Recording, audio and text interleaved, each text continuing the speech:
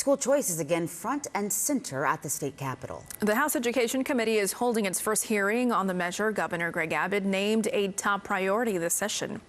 Tom Abrams joins us live in the studio now with more on the spirited debate. Tom, you were watching this for the good chunk of the day. Pretty much. It's still going on this afternoon right now. The hearing started at 8 a.m. They went until 2, took a short break, came back at 3:30. It is a serious issue requiring a lot of debate that would potentially send up to $1 billion of public money to private and home schools.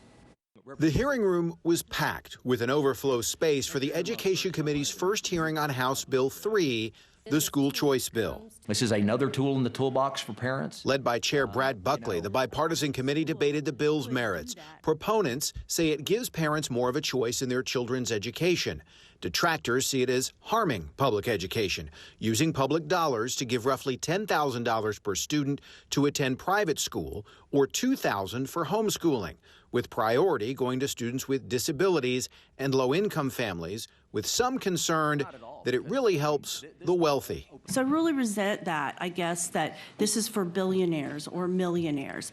I just don't think that that is reflective of who will benefit here when 75% is targeted at special needs and low-income students. If we think millionaires and billionaires are kind of insignificant, then why not just ban them from participating in the bill? That's $1 billion that could go to a $3,000, $4,000 potentially dollar pay raise for teachers. The amount of money being spent per student is not necessarily indicative of what kind of results we can expect. That we really need to be looking at how that money is being spent and what's being used for. 6 hours into the conversation, they recessed without a vote. They still have more testimony, and then they have to hear from the public. And that testimony continuing right now outside of the hearing room and that overflow space inside the Capitol. There were a pair of rallies in Austin, one of them against school choice, the other fully behind it. And at that rally, Governor Abbott made an appearance. You'll hear from him and more from that debate in the committee coming up at 6. Well, today's hearing, Tom, is in the Education Committee, but what is next? So next, after the committee is finished, they'll end up taking a vote. They may offer some amendments. Ultimately, they'll vote and probably pass it, send it to the floor. If they pass it and send it to the floor, the full House will get the opportunity to vote. And if they pass it, then it kind of goes back and forth.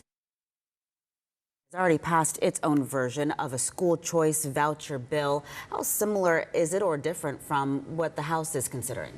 It's a little subjective, but they are pretty similar. At least the amounts of money are very similar. It's the finer points that are different.